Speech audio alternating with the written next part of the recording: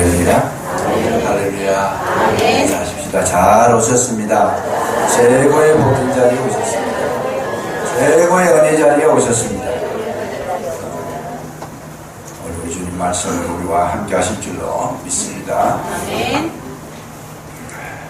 오늘 말씀의 제목을 보시면 신실하신 하나님이시다 이렇게 적혀져 있습니다. 우리가 신앙생활을 잘 하려고 하면 하나님에 관해서 잘 연구하시고 알아두실 필요가 있습니다. 손자병법에 보면 지피지기면 백전백승이다. 쉽게 말하면 상대방을 알면, 적을 알고 나를 알면 몇 번 싸워도 몇 번 다 이길 수 있다는 거죠. 근데 우리가 하나님을 믿고 신앙생활을 하시게 되는데 하나님이 어떠신 분인가에 대해서 우리가 알지 못하면 신앙생활할 때에 승리할 수가 없다라는 것이고, 알게 되면 승리한다라는 것인데 하나님의 속성이 어떤 분이냐 하는 것을 우리가 밝히 알아둘 필요가 있습니다.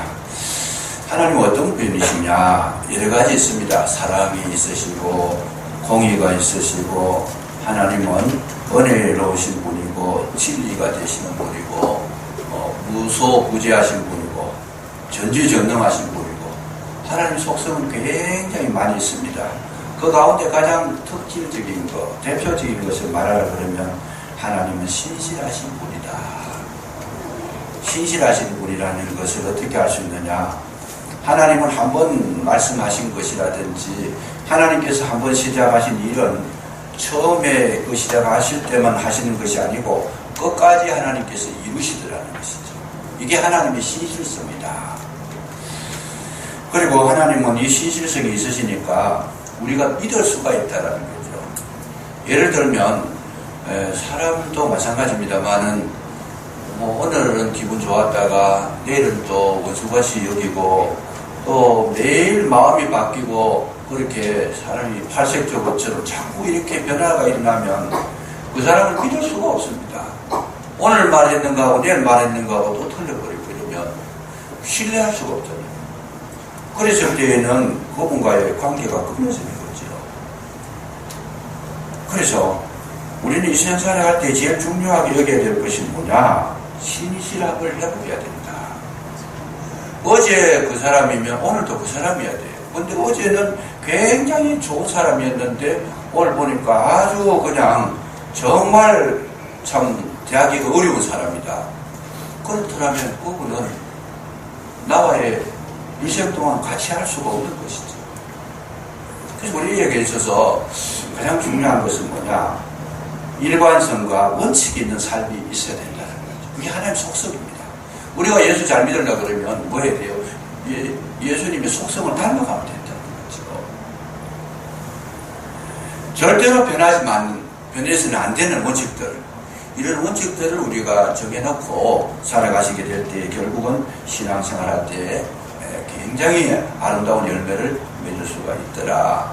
신앙인이 아니래도 제가 TV에서 하나 역사 탐방이 나오는데 한 가지 유심하게 본 부분이 있습니다. 중국의 그 왕서방이라는 사람이 나오는데 아마 얼마나 돈이 많았던지 참 최고의 그 집을 짓고 권력을 유지하고 재물을 소유했던 그것은 돈 많은 사람 중국 왕서방이라고 그러지 않습니까? 근데 그 사람이 이렇게 생활하는 거, 경제활동하는 거 이런 것들이 상세하게 나와 있는데 가만히 들어보니까 뭐라고 하는가 하면 어떻게 그렇게 돈을 많이 벌었느냐 물어보니까 이분은 원칙이 있다라는 거죠. 원칙이 있는데 어떤 원칙이 있느냐? 어떤 사업에 자기가 돈을 투자했을 때에 만약에 5천만 원 투자했다. 그럼 5천만 원 투자해가지고 그 5천만 원 투자했는 데서 1억을 벌었다. 그러면 5천만 원은 손도 안 대고 딱 그냥 보관을 한다는 거죠. 그래서 철저하게 쉽게 말하면 자본금에 대해, 기본적인 자본금에 대해서는 절대로 손을 대지 않는다는 거예요.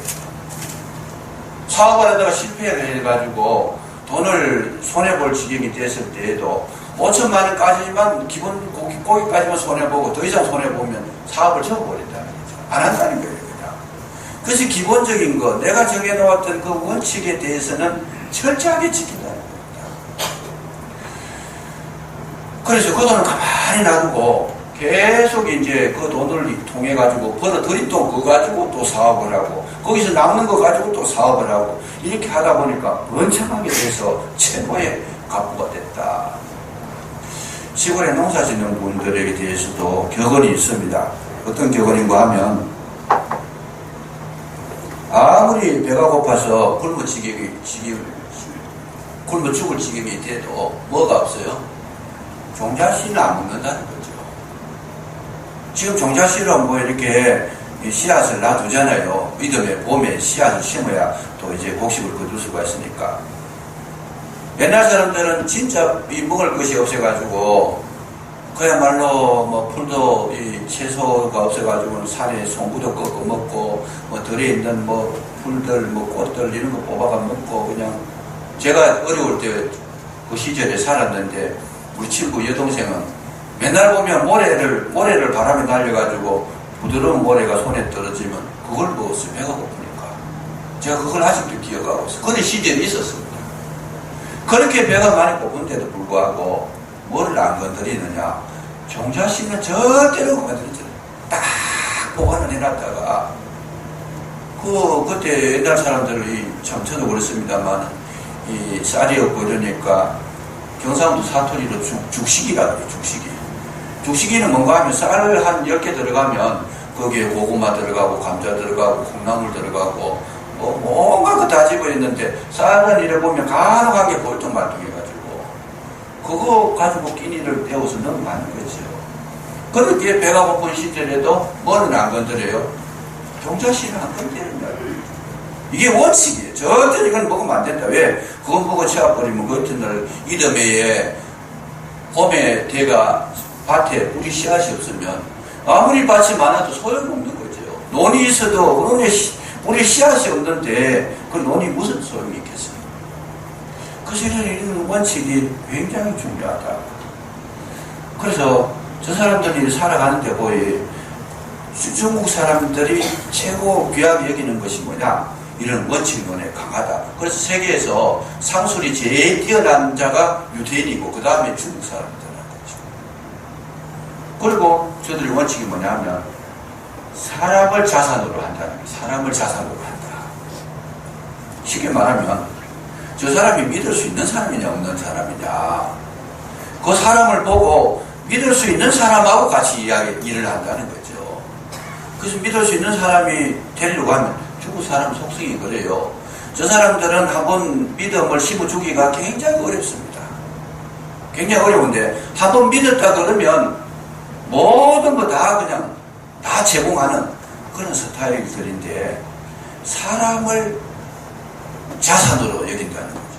그래서 믿음의 관계가 형성이 되면 어떻게 하느냐.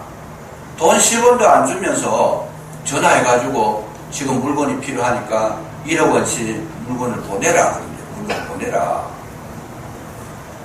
그러면 돈도 한 푼도 안 주는데 그리고 계약서 쓴 것도 없는데 아무런 근거도 없는데 그냥 보내라 그런다는 거죠. 근데 신기하게도 이 사람들은 보낸다는 거예요. 그거를 아무 생각 안 하고 보낸다는 거예요. 그래서 만약에 떼먹으면 어떠냐. 그러니까 떼먹을 사람하고는 거래를 안 한다는 거죠. 내가 1억 원을 보내도 괜찮은 사람하고만 거래를 한다.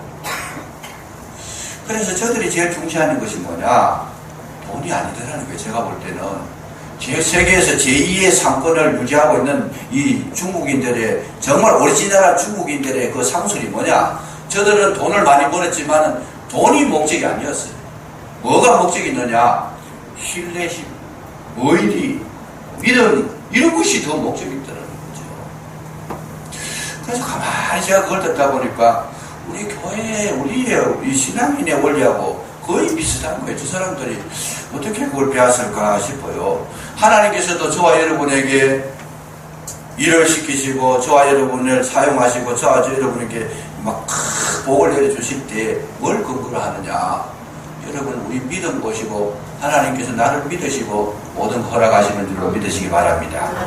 우리도 하나님을 신뢰해서 모든 일을 하는 것은 반면에 하나님도 나를 사용하실 때 나에게 복을 주실 때에 믿어서 주시는 거라는 거죠.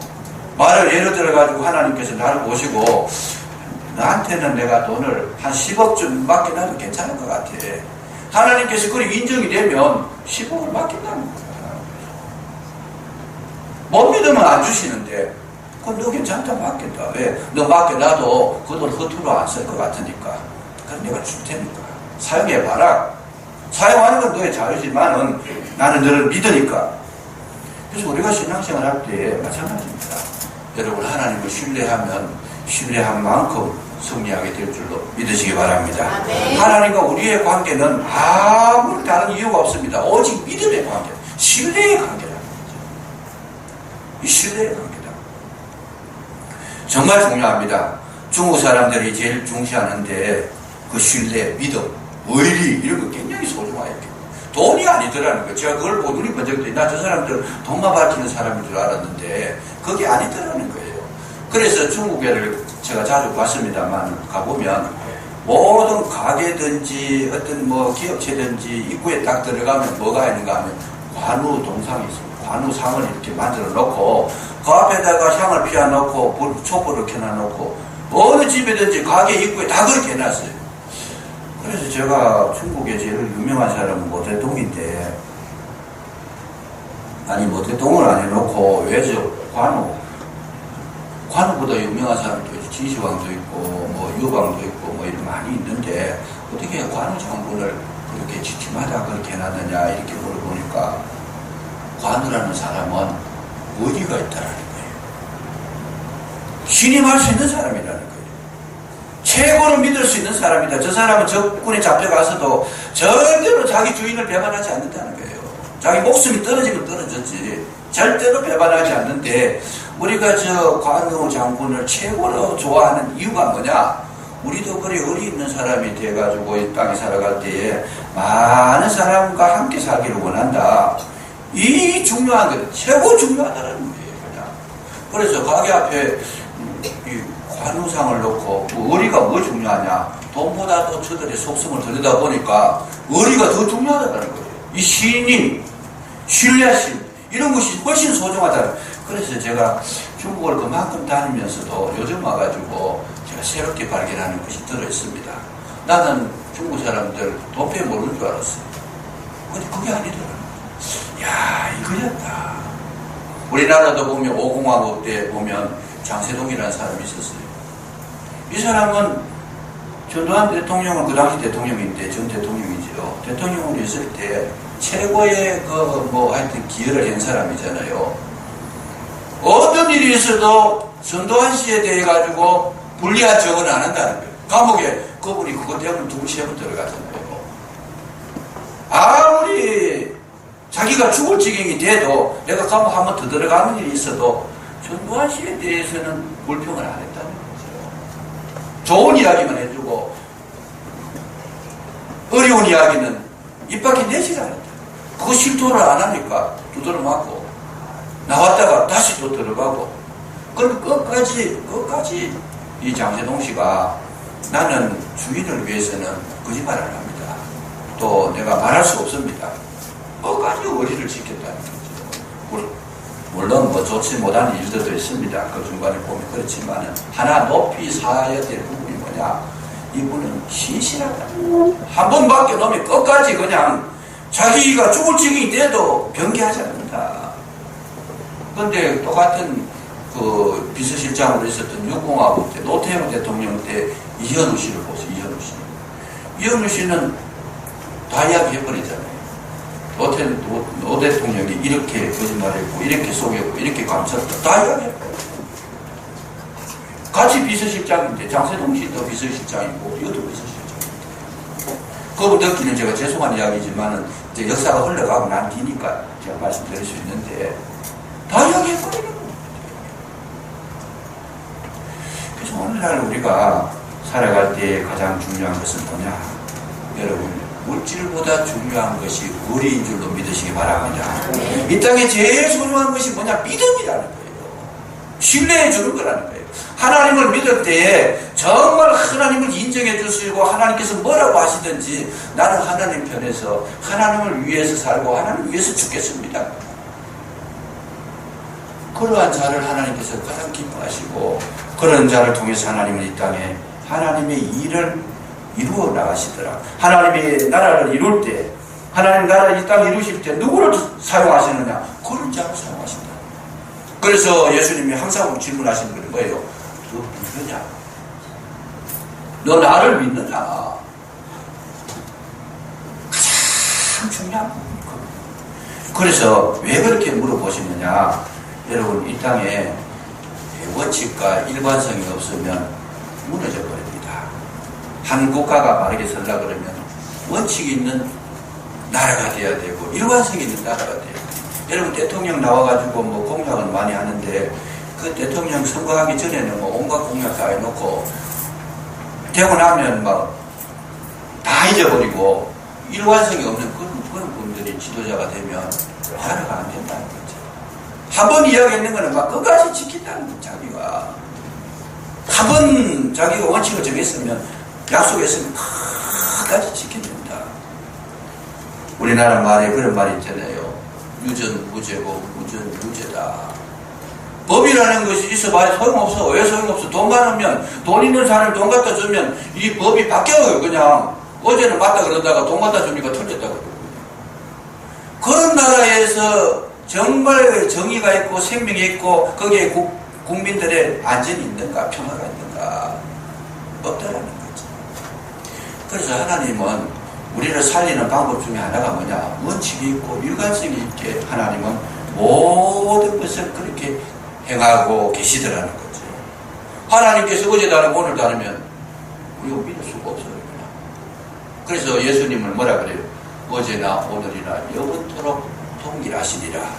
우리 주님은 변함이 없으시는 줄로 믿으시기 바랍니다. 그러니까 한 번 친구는 영원한 친구고 한 번 예수님 믿으면 영원한 예수님이 돼버리는 거. 나의 주가 되시는데 반대로 생각하면 여러분 하나님께서 나를 부르셔서 한 번 나는 너를 나의 친구로 삼았다. 그러면요 어떻게 해요? 죽을 때까지 아니 죽어서 이 세상 떠나서 영원한 세계까지 갈 때까지 주님의 마음은 변질이 안 되는 줄로 믿으시기 바랍니다. 그것이 예수님 하나님의 속성이라는 거예요. 한 번 예수님께서 불러주셔서 하나님의 백성으로 삼아주셨으면 어떤 일이 있어도 너는 나의 백성이다. 어려움이 있어도 나의 백성이다. 내가 지켜주겠다. 문제가 있어도 내가 지켜주겠다. 그래서 이 칼빈의 어대 교리 가운데 나온 것이 뭐예요? 성도의 견인이라는 거죠. 성도의 견인이란 말은 견인차 있잖아요. 견인차. 도로교통법 위반해가지고 주차 위반하면 견인차가 와서 끌고 와버리잖아요. 그거와 마찬가지로 하나님은 우리를 끌고 가시는 분이다. 어떤 어려움이 있어도 이끌어 가시고 우리가 좀 실수했다라고 해가지고 버리고 뭐 이렇게 외면하시고 그러신 분이 아니라는 거죠. 여러분 세상 살아가는 데에 실수가 없는 사람이 있을까? 없습니다. 오늘 본문에도 보면 여호수아가 실수를 해요. 어떤 실수를 하느냐? 기브온 사람들이 와가지고 자기는 이 가나안 족속이 아니고 멀리서 왔다 그러고 막 거짓말 해가지고 언약을 맺습니다. 서로 공격하지 말자, 서로 죽이지 말자, 우리 연합해가지고 한 민족처럼 그렇게 사이좋게 지내자. 그렇게 여호수아가 좋아가지고 맺었어요. 그 언약을 맺을 때 여호수아는 자기 마음에 좋은 점이 있었죠. 자기에게 종이 생겼으니까 좋아서 그렇게 맺었어요. 맺고 나니까 이게 엉터리의 거짓말이에요. 보니까 바로 가나안 원주민이었어요. 그래서 이미 알았는데 여러분 그 하나님의 약속은 가나안 땅에 들어가면 다 죽이라 그러잖아요. 한 사람도 남기지 마라 그러잖아요. 짐승까지도 죽이고 모든 다 죽이라 그랬는데 여호수아가 실수를 해가지고 그 사람들을 살려놓고 아니 살인 정도가 아니고 연합을 해가지고 약속을 해가지고 건드리지도 못하도록 그냥 딱 그런 조약을 맺어버렸다. 그래서 어마어마한 실수를 했는데 그럼에도 불구하고 하나님께서는 그런 실수를 했는 여호수아를 버리셨느냐? 아니더라는 거죠. 여러분, 여호수아가 실수를 했는데 하나님은 그래도 너가 약속했으니까 내가 너를 지켜주겠다. 오늘 저와 여러분, 여호와의 신실하심은 어떨 때 나타나느냐? 우리가 연약할 때도 도와주시는 줄로 믿으시기 바랍니다. 아멘. 우리가 실수했을 때도 하나님 함께 하시는 줄로 믿으시기 바랍니다. 아멘. 인물들 가운데에 실수하는 인물이 누가 있어요? 아브라함 자기 누이를 속이고 저 아내를 누이라고 거짓말 막 해버렸잖아요. 왜 거짓말했어요? 자기 목숨 살라고. 그런 거짓말을 했을 뿐만 아니고 이 아브라함 실수가 많아요. 그 하가를 범해가지고 또 이스마엘을 낳고 또 기근이 되니까 애국으로 도망을 가고 이 아브라함도 굉장히 약점이 많은데 그러나 하나님께서 내가 너를 불러서 본토 친척 아비 집을 떠나라. 그러면 내가 너를 평생 지켜주겠다. 복의 근원이 되고 네 이름을 창대케 하고 큰 민족을 이루게 하겠다. 약속을 딱 하셨는데 아브라함 실수도 했네. 나는 상대할 너는 인물이 못된다. 그러고 딱 제껴놨느냐? 아니더라고요. 실수했어도 주님께서는 실수한 그 자리에서도 은혜를 베풀어 주시고 구원해 주시는 줄로 믿으시기 바랍니다. 왜? 약속했으니까. 아내가 붙잡혀 들어갔는데 하나님께서 바로왕이 혼을 내버립니다. 그냥 너 만약에 이 사라라고 하는 여인을 만약에 만지기만 해도 너 죽는다 그냥. 그러니까 이 왕이 막 벌벌벌 뜨는 거예요. 그래서 아브라함 불러가지고 왜 거짓말했느냐? 그러면서 뭘 해요? 배상예고로 막 그냥 금과 은을 막 보상을 해가지고 속히 떠나는 거예요. 내가 잘못했다. 아브라함이 잘못해놔놓고 복받은 거예요. 그냥. 저와 여러분 이 땅에 살아가실 때 우리 허물이 많지만은 하나님은 그 허물도 축복이 되게 바꿔주시는 분인 줄로 믿으시기 바랍니다. 아멘. 다윗도 실수자잖아요. 다윗도 우리 아내 바세바를 범했잖아요. 죽였잖아요. 남편을. 어마어마한 큰 실수를 했음에도 불구하고 하나님께서 다윗하고 맺은 약속에서 왜 기름을 부었잖아요. 하나님께서 기름을 부었는데 너 실수했으니까 너 끝났다고 나하고는 그냥 관계 끊자. 그런 것이 아니고 하나님께서 그 실수를 통해서 이 다윗을 새롭게 만들어 주시는데 얼마나 위대하게 사용하신지 모릅니다. 여러분이 성경 인물 가운데에서 훌륭한 사람 가운데 실수하는 사람 한 사람도 없습니다. 여러분 예수님의 제일 그냥 정말 그야말로 사랑하는 그 수제자 베드로를 보세요. 예수님을 향해가지고 욕하고 저주하고 막 그냥 침 뱉고 도망가 버렸잖아요. 세상에 스승을 보고 막 그렇게 하는 사람이 어디 있어요? 아무리 못된 사람이라도 스승을 보고 그냥 저주를 하는 사람이 존재지 어디 있겠어요? 그렇다고 해가지고 하나님께서 주님께서 너 참 못됐네. 인간이 더럽다. 나하고 상대할 수 있다. 그렇게 하는 분이 아니고 여러분 갈릴리 호숫가에 가셔가지고 다시 베드로에게 새 힘을 주십니다. 요한의 아들 시몬아 네가 나를 사랑하느냐. 그 마음의 잘못을 깨닫게 해주시고 돌이키게 하셔서 위대한 사도로 세워주신 줄로 믿으시기 바랍니다. 왜 하나님께서 우리의 실수 속에서도 역사하시느냐? 여호와의 신실하십니다. 한 번 하나님께서 나의 자녀가 영원한 자녀다. 우리나라의 군대 가운데 용어가 있잖아요. 한 번 해병은 영원한 해병이다 그러잖아요. 모르긴 몰라도 하나님 앞에 배운 것 같아요. 정말 우리가 정말 이 땅에 살아가실 때 마음 놓고 살아갈 수 있는 이유가 뭐냐? 하나님은 내가 잘못할 때도 거기 계셨고, 내가 실수할 때도 거기 계셨고, 내가 사업에 실패할 때도 거기 계셨고, 내가 무너질 때도 거기 계신 줄로 믿으시기 바랍니다. 그래서 우리는 주님을 믿는 거잖아요. 자주 바뀌면 불안해가지고 우리가 믿을 수가 없어요. 어떻게 살아야 되는데 어떻게 사나? 그래서 여러분 좀 뻔뻔하긴 해도 신앙이 있다라는 건 뭐냐? 실수했더라도 여러분 실수에 주눅들지 마시고 실수보다 더 큰 하나님이 계시는 줄로 믿으시기 바랍니다. 내 약점보다 더 장점을 가지고 계시는 하나님께서 나를 보호하고 계시기 때문에 하나님은 내 실수를 통해서 더 좋은 거 예비해 놓으시는 분이시다. 아멘. 실수를 거집어내가지고 책망하시는 분이 아니고 항상 우리를 구원하시고 나의 편에 서 계시고 나의 힘이 되시고 나의 능력이 되시고 나를 이끌어 가시는 목자가 되시는 줄로 믿으시기 바랍니다. 이 세상이 아무리 험해도 주님 앞에 들어오면 여러분 나는 못하지만 주님은 하신다는 거예요. 나는 불가능하지만 주님은 가능하시다는 거예요. 이게 사도 바울이 발견한 예수님이었어요. 그래서 이 바울이 고백할 때 뭐라고 고백하느냐? 내게 능력 주시는 자 안에서 내가 모든 것을 할 수 있느니라. 예수님의 힘을 의지하는 믿음 있는 자의 고백은 동일하게 그렇게 나올 수밖에 없습니다. 나를 보면 초라하지요. 나를 보면 문제가 많습니다. 나를 보면 실수투정입니다. 내가 나를 봐도 싫을 때가 있습니다. 그러나 시선을 돌려서 주님을 바라보십니다. 주님은 우리에게 그래도 나는 너를 사랑하고 있다. 나는 너에게 참 반석이 되고 있다. 나는 너의 요새가 되고 있다. 나는 너에게 구원의 불이 되고 있다. 아멘 안 하면 계속 할 겁니다. 나는 너의 도움이 되고 있다. 하나님 오늘도 우리에게 이렇게 일하시고 계시는 줄로 믿으시기 바랍니다. 그러니까 우리는 용기를 잃을 필요가 없어요. 아멘. 힘을 가지고 담자. 그래서 여호수아에게 하나님께서 나타나셨을 때 부탁한 게 뭐냐?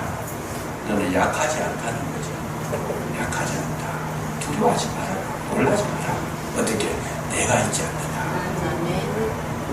우리 옆에 분하고 건면 한번 하십시다. 약하지 마세요. 주눅들지 마세요. 기죽지 마세요. 주님이 계십니다.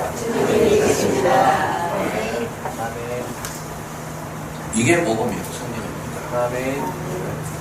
내 한대로 갚아주실 것 같으면 우리는요 살아남을 자가 한 사람도 없습니다. 왜? 좋은 거 정말 훌륭한 거 정말 유익되는 거 이런 것만 하고 사는 사람 이 세상 한 사람도 없어요. 때때로 보면 넘어지기도 하고 아프기도 하는데 이 믿음 주님 주시기 때문에 오늘 본문의 제목이 뭐냐? 신실하시다. 뿐만 아니라 여러분 이 여호수아도 그렇게 거짓말했던 기브온 족속을 가슴속에 품어드립니다. 기브온 족속이 지금 어려움을 당해요. 이스라엘의 5왕들이 동맹을 해가지고 기브온 족속이 우리를 배반하고 이스라엘 편에 붙었으니까 저거 죽이자 그래가지고 그래서 이 기브온이 공격을 당하게 됩니다. 기브온 족속이 공격을 당하게 되는데 그때 여호수아에게 와서 도움을 청합니다. 좀 도와달라. 그랬을 때 이 여호수아가 어떻게 하느냐? 전쟁에 나갑니다. 알고 보면 이 기브온 족속은 여호수아가 생각할 때 참 괘씸한 사람들이에요. 어떻게 사람을 그렇게 속을 수 있느냐? 옷도 헌옷 다 떨어진 옷을 입고 오고 신발도 다 떨어진 신발 신고 오고 떡을 만들어 오는데도 막 곰팡이가 피가지고 막 오래 묵은 것처럼 그렇게 위장을 해가 오고 깜짝같이 그냥 완전히 사기꾼이잖아요. 사기꾼. 그렇게 속여가지고 어떻게 나를 그렇게 속일 수 있느냐? 마음에 한이 맺히지요. 속은 것에 대해서 내가 하나님 말씀도 어기고 있기 때문에 얼마나 실수가 큰데 괘씸하지요. 그런데 그래도 그 기브온 족속이 와서 도와달라 했을 때 뭐예요?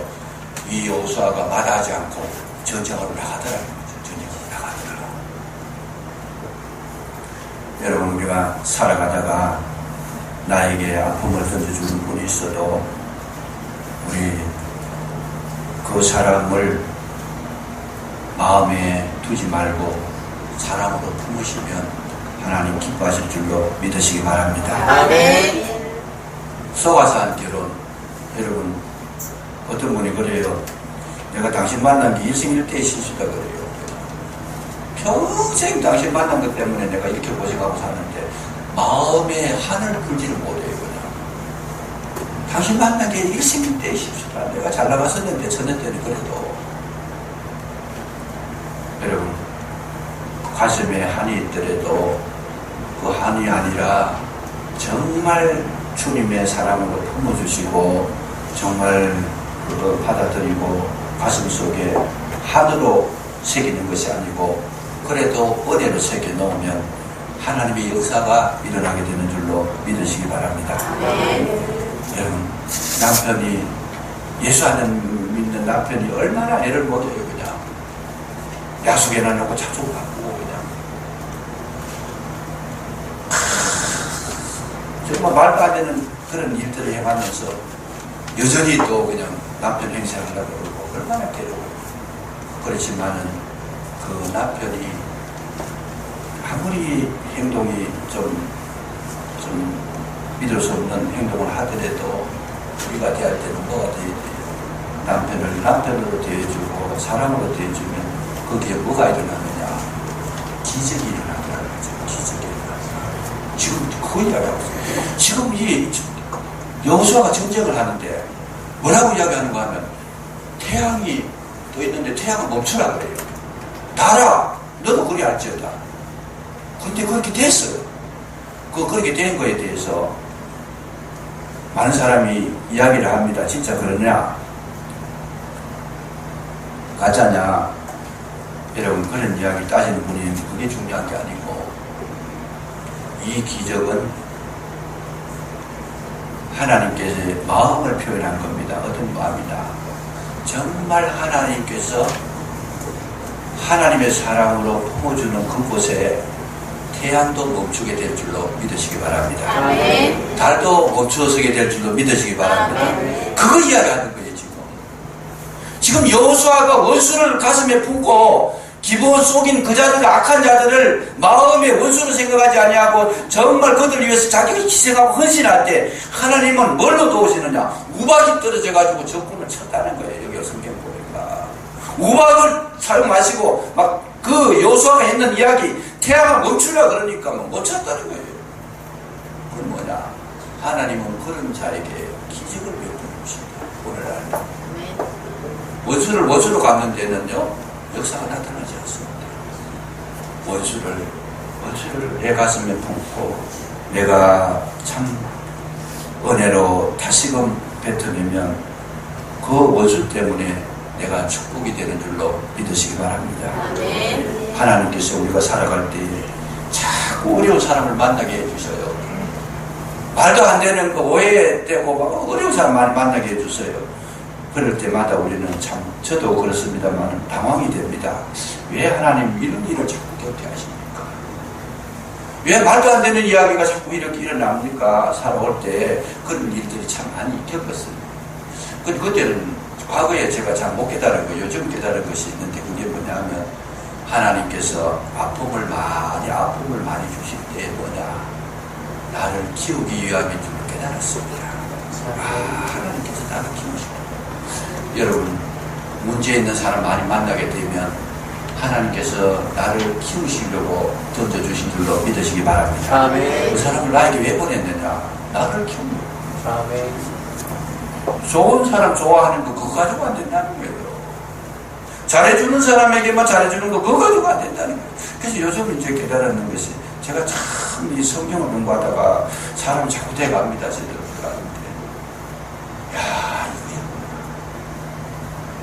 내가 못 참을 것 같은 것도 하나님 던져주시다. 참을 수 없는 그런 이야기도 듣게 하셨다.